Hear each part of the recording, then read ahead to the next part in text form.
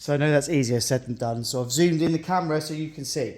So the tenon is now in line with my mark of the centre of the copy sash. So the centre rail and the two dividing rails. So now you just literally swing it over a little bit. So basically, I'll zoom in so you can see. So my moulding is right in line with the edge of the other moulding. Can you see that? So basically this sails on past. You can do these as long as you like really, and then cut them up afterwards. And then you go around and do the same for the top. So get them in the centre. Get them in the centre and then mark the tops. So basically mark the bead.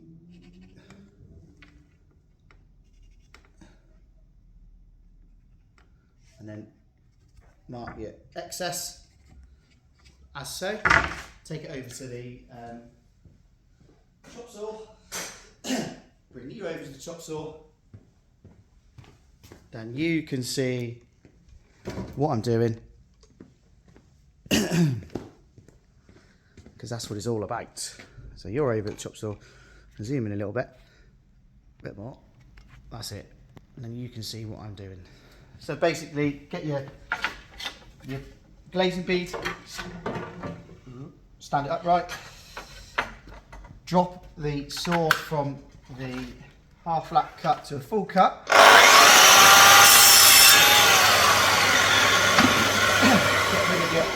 rid of the excess on both pieces.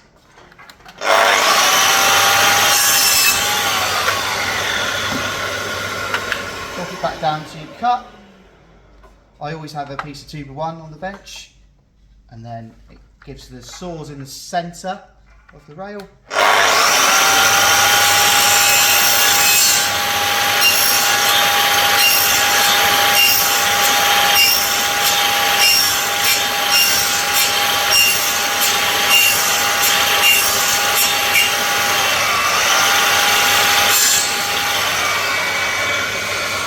Sometimes it will just flick off like that, so just be wary that it might come towards your face.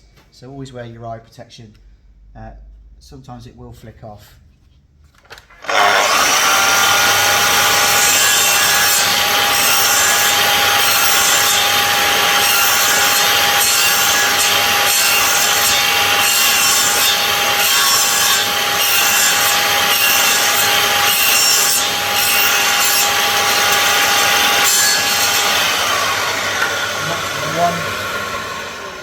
Tenon on one glazing bead. So that's the top tenon and the bottom tenon. That's the first one done. I'll do the other one now. Just transfer your marks so you can see it on the chop saw.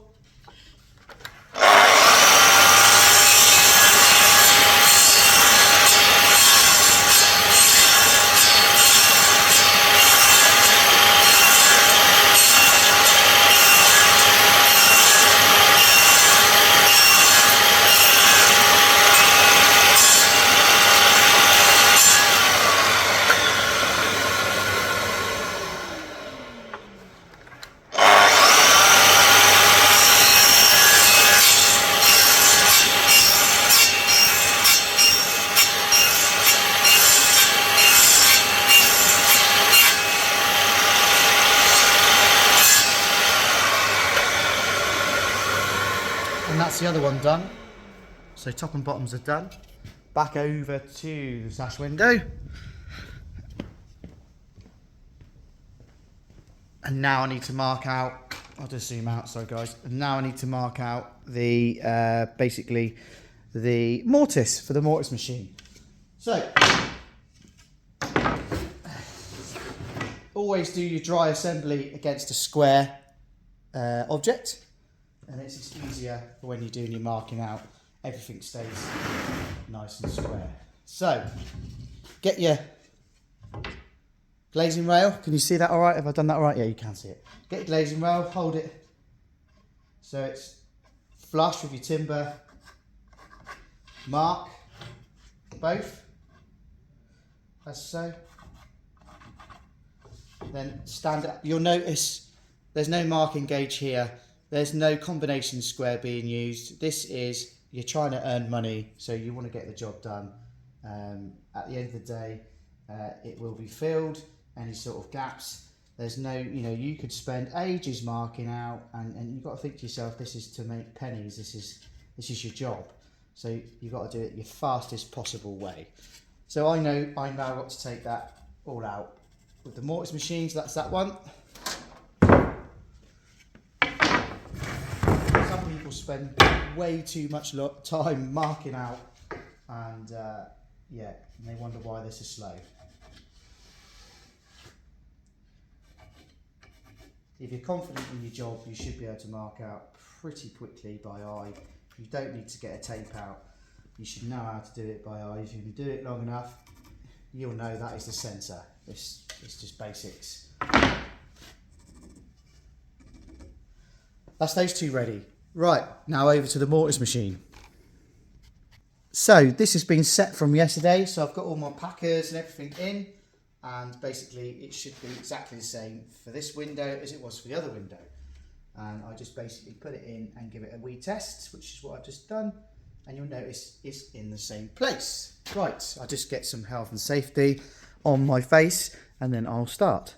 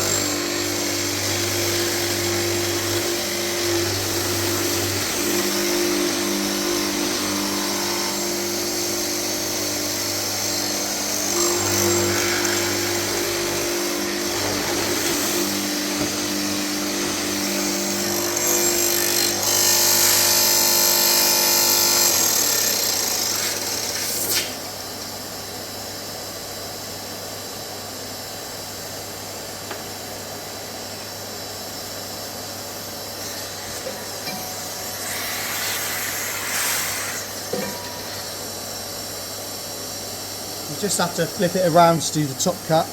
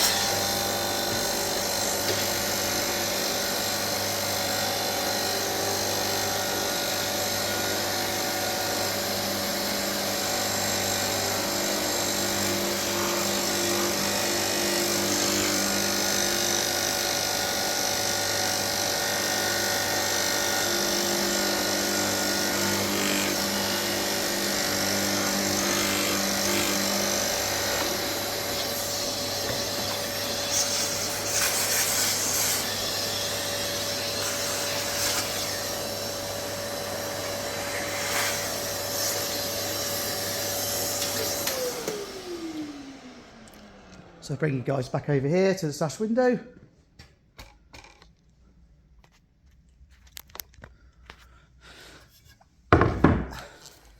So what you'll notice is if you move the base on the mortise and tenon machine and cut a fresh hole, you get a cleaner cut basically, because you're going into an existing hole from what I did yesterday. There's a little bit of split out, but I'm confident that the next step you'll see will cover that. So basically you get your glazing beads, you offer it up to your new mortise hole, and you laugh because it doesn't fit. Take a little bit more off on the saw. Same on that one. Is it the same on that one? Yeah, it's only the back edge. Right. Quick little adjustment over on the saw, 2 seconds. It's only on the back edge. So just lower it down a little bit.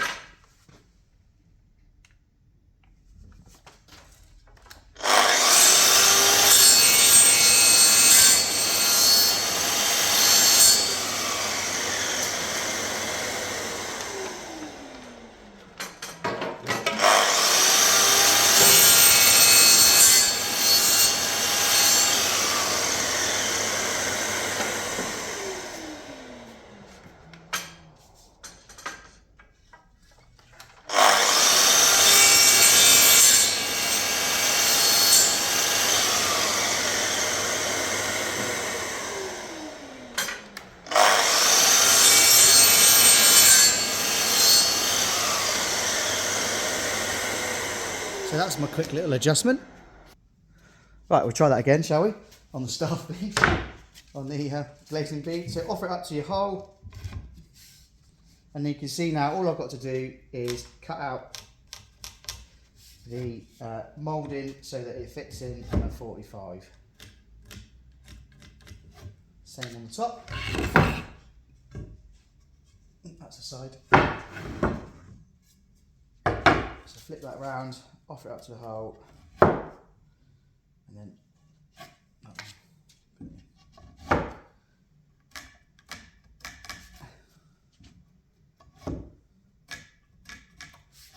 then you've got your moulding template, hammer and chisel.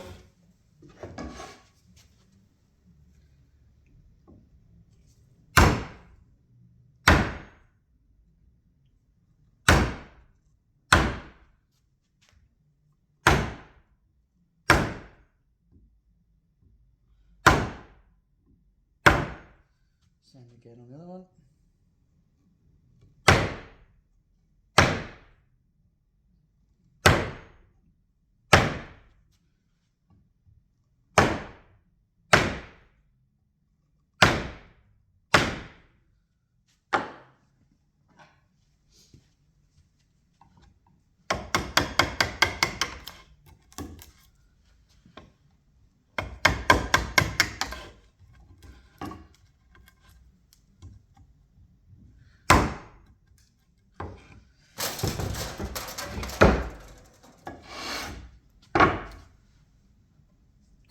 You could clamp it, but I just use my weight. Clear it out. Obviously this is nice and easy because it's softwood. It'd be a bit different if this was oak or any other hardwoods, it'd be a bit different.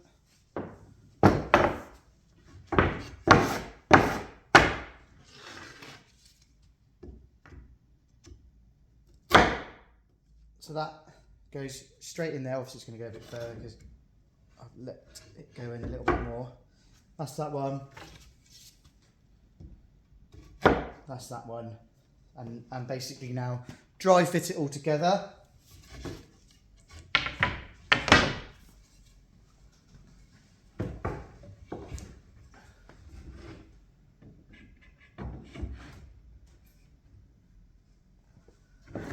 And that's why when you're in college and you learn the first basics of carpentry and joinery, one of your first tasks as an apprentice is to make a dovetail joint and pick it up so it doesn't all fall apart. And the reason being is when you then go into making other joinery, that theory of your joints comes back into play.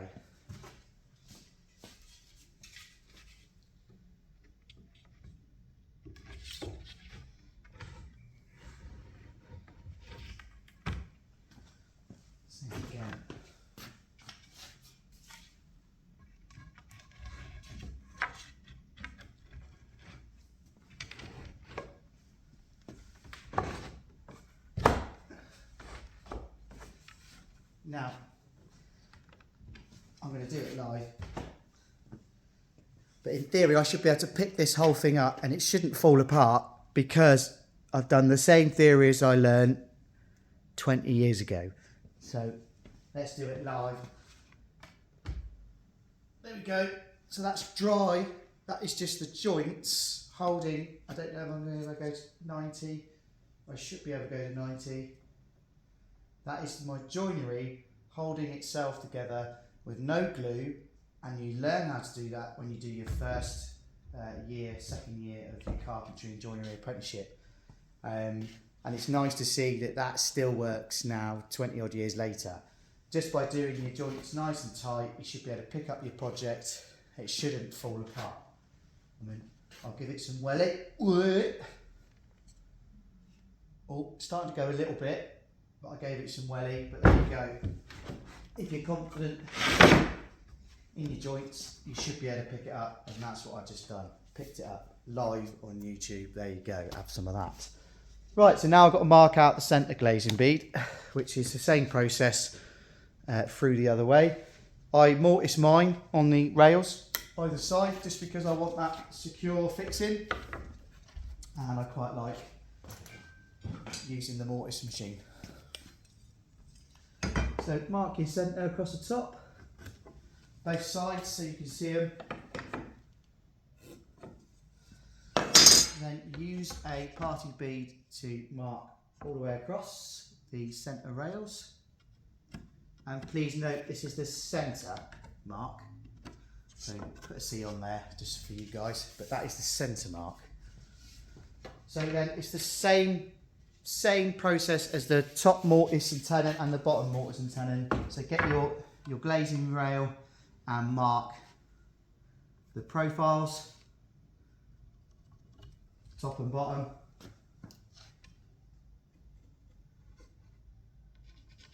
And your excess.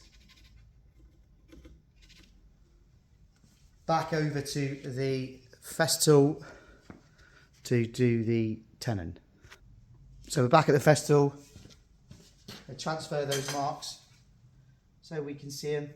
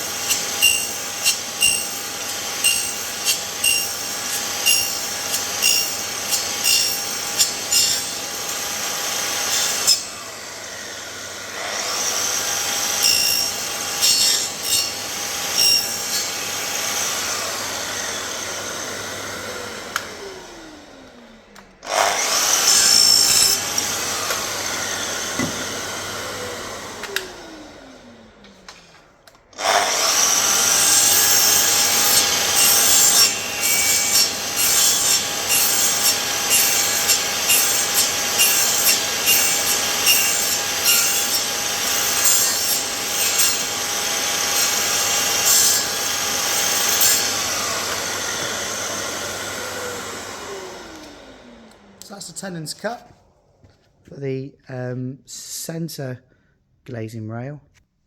And now I'll do the same process for marking out the mortise.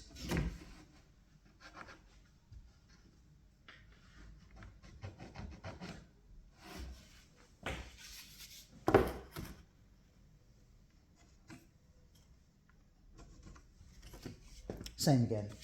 The other side.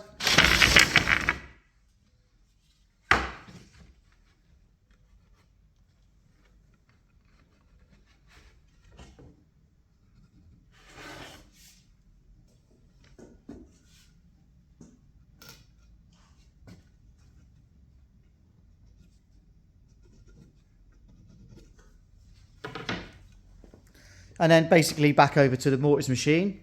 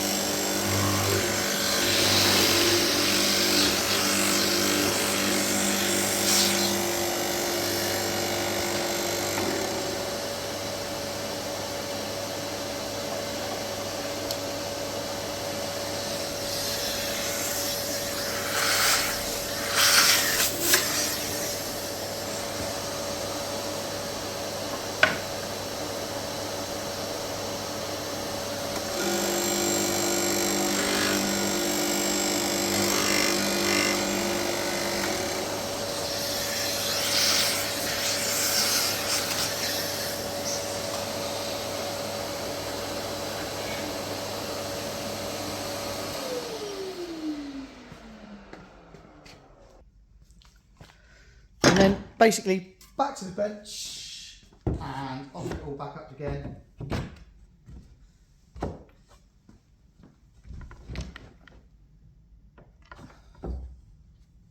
And now basically you cut 4 widths on these. Now everybody does these centre rails differently. I do mine like this, so I'm going to show you what I do and then you can do your own method if you can see what I'm about to do. Because it's hard to hold the camera and do work at the same time. So basically I offer mine up and I do a mark on that one, a mark on that one, keeping it tight in the profile. Excuse my bald head. Same again there. And then basically I cut them off on the saw and then I take these out and I do the same cuts as what I did on the tenon. So basically this is a tenon, and then I butt these two together, glue and pin this one, the centre one, because there's no other way of doing it really, keeping the strength there. So I mortise and tenon these ones and then pin those ones together. It's better to do that. It's better to have these ones going all the way through and just this one, just, you know, sort of floating really, but it's not, because you will fix it. But that is basically how you make a sash window. I can't do it any faster than that. This has taken me 26 minutes so far, and that's showing you guys. So half an hour and I've got myself a sash window. Let me know what you think. Comments. Don't forget to share the video. Don't forget to subscribe to my channel. And remember my motto, the slower you go, the faster you go. I think I deserve a coffee. Thanks for watching, guys. Have a great day.